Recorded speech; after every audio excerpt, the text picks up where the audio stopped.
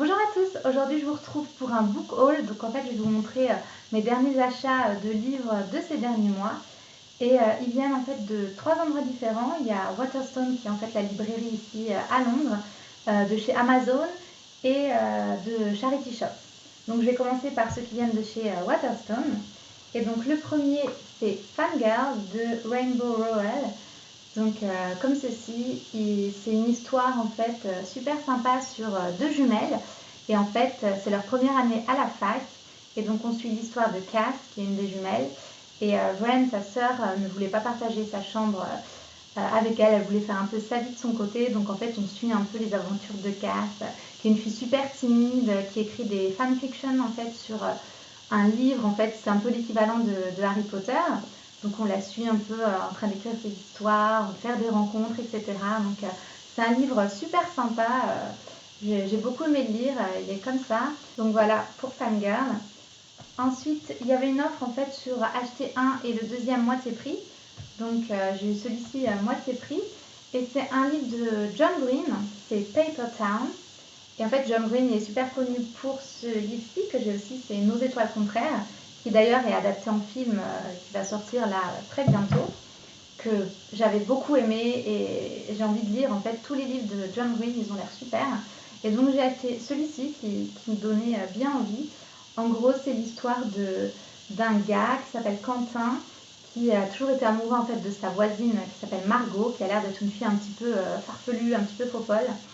Et ils se parlaient quand ils étaient petits, mais voilà, ils grandissent et donc elle est devenue un peu, pas populaire, mais voilà, par rapport à lui, ils se parlent plus tellement. Et tout d'un coup, elle l'entraîne un peu dans une espèce d'aventure et, euh, et après, tout ça, c'est ce qu'il y a sur la 4e de couverture, donc je fais pas de spoiler. Hein. Et en fait, le lendemain, il retourne à l'école et elle n'est plus là et elle a disparu. Et il y a une espèce de jeu après. Elle a laissé un peu des indices. Et lui va suivre un peu les indices, etc. Donc voilà, donc j'ai commencé à le lire, j'en suis ici. Et super, super intéressant. On rentre bien dans l'histoire. J'aime beaucoup. Et le troisième livre, c'est How I Live Now de Meg Rossoff. Et pareil, c'est un film qui est sorti, je crois, l'année dernière. Donc j'ai pas vu le film, mais j'avais très envie de lire l'histoire. Et pareil, je l'ai fini. Du coup, maintenant, faut que je regarde le film. Et c'est un peu une histoire un peu catastrophe. En fait, c'est l'histoire d'une fille qui est américaine, qui vit en Angleterre. Et en fait, il y a une guerre qui éclate comme s'il y avait une troisième guerre mondiale qui éclatait. Et on suit en fait ses aventures, etc. C'est pareil, j'ai beaucoup aimé. Et le dernier livre de chez Waterstone, c'est pas vraiment un livre, c'est ceci, vous connaissez sans doute, ça s'appelle Redfish Journal de Kerry Smith. Et on le trouve notamment chez Urban Outfitters, mais il est aussi chez Waterstone. Et en fait, ce livre, c'est super intéressant. C'est un petit livre comme ça. Et en fait, vous avez plein d'instructions. Pour, en gros, le but, c'est un peu de détruire le livre. Donc voilà, c'est assez bizarre. Mais en fait, si vous faites preuve un petit peu d'originalité et si vous avez un peu d'inspiration et que vous êtes un peu créatif, ça tourne en un super, super beau journal artistique. Voilà, vous avez plein de... Voilà, dessiner des lignes, écrivez le même mot sur toute la page plein de fois. Enfin voilà, plein de choses comme ça. Et en fonction de ce que vous faites, ça vous fait un super journal à la fin. Puis c'est super fun à faire. Et ça fait super longtemps que je voulais ce journal, donc je l'ai enfin, donc j'ai hâte de le commencer. Et si ça vous intéresse, je vous montrerai peut-être des pages que je fais au fur et à mesure. Donc voilà, et en fait celui-là c'est la deuxième version. Je crois qu'il y a un petit peu plus de pages en fait sur la fin, parce que par exemple ces pages-ci, c'est des pages que j'avais pas vues dans un peu la version originale. Donc voilà, c'est super sympa. Donc j'ai hâte de faire celui-ci. Ensuite, on va passer au livre de chez Amazon. Et ça fait longtemps que je voulais vous filmer cette vidéo. Et en fait, j'attendais un livre qui n'était toujours pas arrivé, qui est arrivé aujourd'hui. Et donc, c'est celui-ci. C'est le tome 3 de la série Divergente. Et en fait, je suis fan de la série Divergente. J'ai lu le premier tome quand il est sorti en France. Il me semble il y a, c'est-à-dire 2 ans, quelque chose comme ça, je sais plus. Donc voilà, ça fait longtemps. Il était connu aux États-Unis, mais c'était pas encore connu en France. Et j'avais adoré. J'avais attendu la sortie française du tome 2, que pareil, j'avais adoré. Et là, j'ai pas attendu la sortie du tome 3 français qui vient juste de sortir. J'ai lu le tome 3 en anglais. Et j'avais quand même envie de finir ma collection française avec les livres français. Et j'ai hâte de le lire en français en fait parce que j'avais été spoilée en fait sur la fin de ce livre avant de le lire. Donc voilà, je savais ce qui allait se passer. Et, j'ai pas tellement, enfin j'ai bien aimé, mais c'était pas mon préféré, donc j'ai hâte de le relire. J'avais été spoilée sur la fin du 3, donc je sais pas si c'est ça qui a fait que j'avais moins aimé l'histoire, mais voilà, j'ai hâte de relire pour voir ce que j'en pense, si mon avis n'a pas changé. Et voilà. Et par contre, qu'est-ce que c'est que ça? C'est quoi cette couverture horrible? Franchement, je sais pas vous, mais je trouve que cette couverture est trop moche. Et donc ça, c'est juste la petite couverture. Sinon, le livre en lui-même est comme ceci, mais c'est pas mieux. En fait, c'est pour aller avec le tome 2. Vous voyez, voilà, c'est pareil, mais je trouve ça super moche. Je sais pas pourquoi ils n'ont pas fait la même couverture que les livres anglais. Ou alors, de suivre, en fait, ça c'est le tome 1, vous voyez. Ça va quoi. Ils auraient dû continuer. Ça m'énerve quand les livres, ils sont pas assortis, vous voyez, tome 1, tome 2, rien à voir quoi. C'est, voilà, je sais pas, c'est trop bizarre. Mais bon, à part la couverture, je suis ravie de l'avoir et j'ai hâte de le lire. Et ensuite, je me suis commandé 2 autres livres. Et en fait, c'est tout simplement les Harry Potter, tome 1 et tome 2. Et en fait, ça, c'est les nouvelles collections. Donc, moi, bien sûr, Harry Potter, j'ai grandi avec. J'ai vraiment littéralement grandi avec. On avait pratiquement le même âge à chaque livre, à part les derniers qui sont venus du coup plus tard. Je suis la génération où on devait attendre à chaque fois 1 an avant la sortie du livre suivant. Et voilà, Harry Potter, c'est voilà, toute ma jeunesse. Et je les ai lus plein de fois, mais là, j'ai envie de les relire. Et en fait, je n'avais jamais le tome 1 ni le tome 2. Donc j'ai juste les tomes à partir du 3 en fait. Et j'ai envie de me refaire toute la collection Harry Potter avec cette édition que je trouve super jolie. Donc ça, c'est le tome 1. Et ça, c'est le tome 2. Et donc voilà, ils sont comme ça, ils sont fluides. Et voilà, donc je voulais pas les acheter d'un coup. Ouais, je vais lire tous les Harry Potter durant le mois de juin. C'est un peu un challenge qu'il y a un peu sur YouTube en ce moment.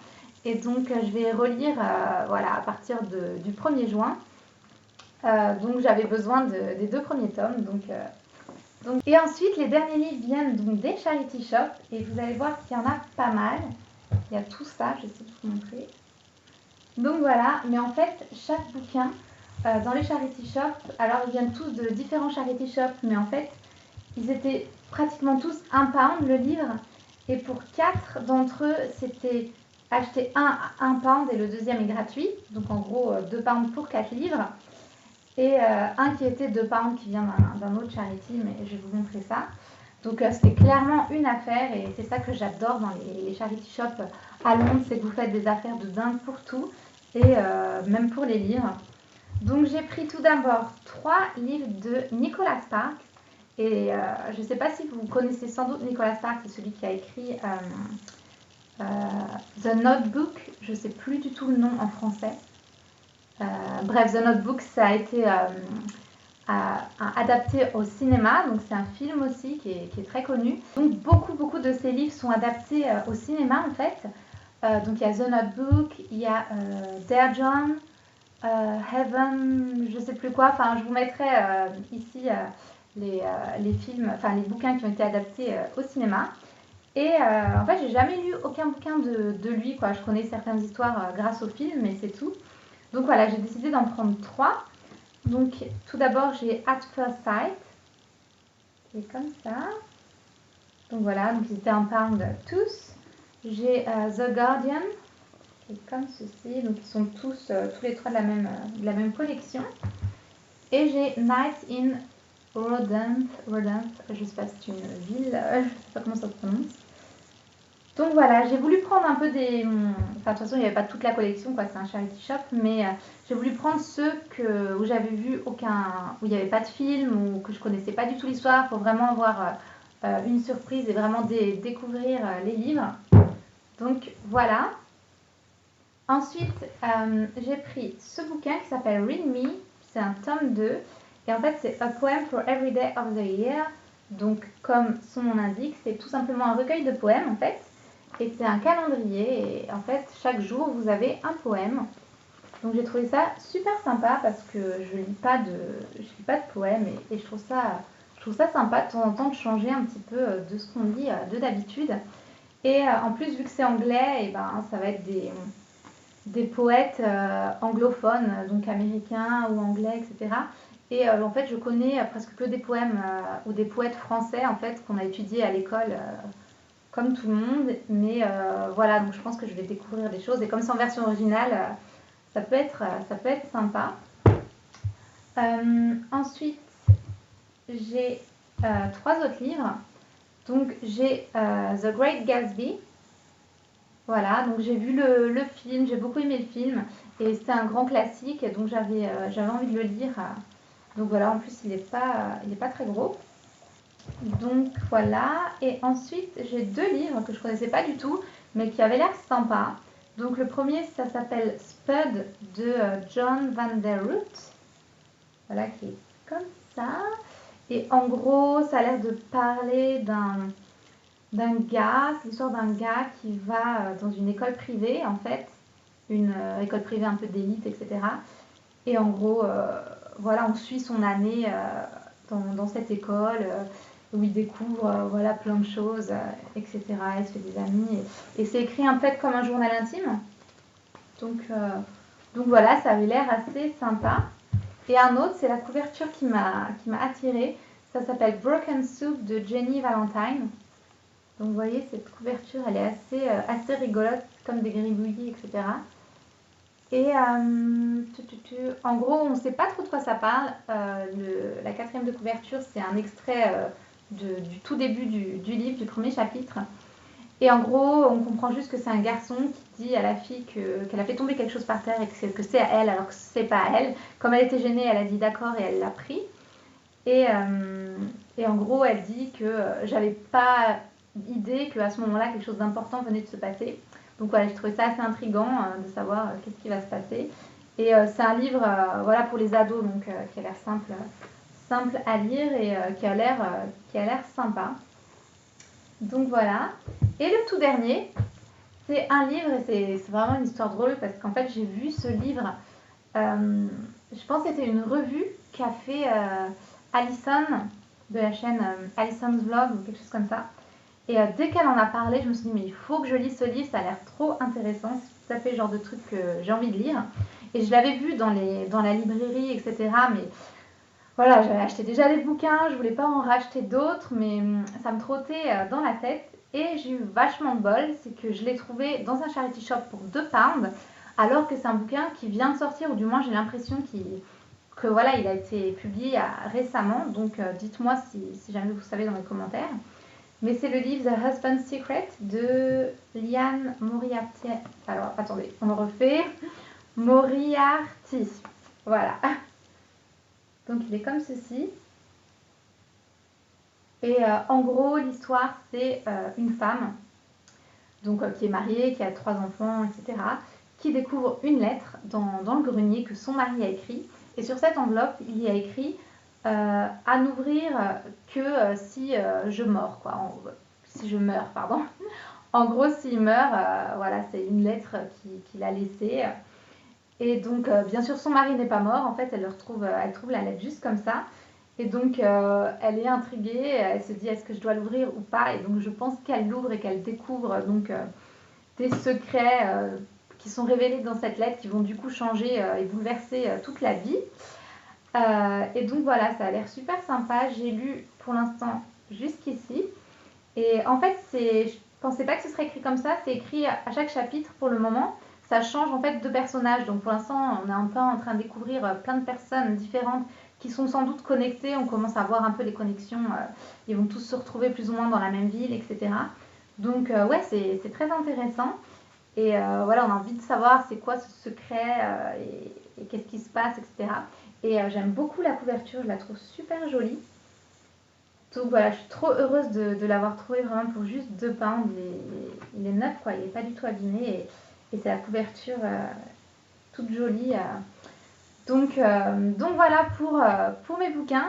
Si vous êtes intéressé pour que je vous fasse des revues en fait, des livres que j'ai lus, j'en ai déjà lu, comme je vous ai dit, j'ai déjà lu ces deux-là. Je suis en train de lire celui de John Green et celui-ci, etc. Je vous ferai peut-être aussi une vidéo fin juin ou quoi pour vous dire ce que j'ai repensé des Harry Potter en les relisant, etc.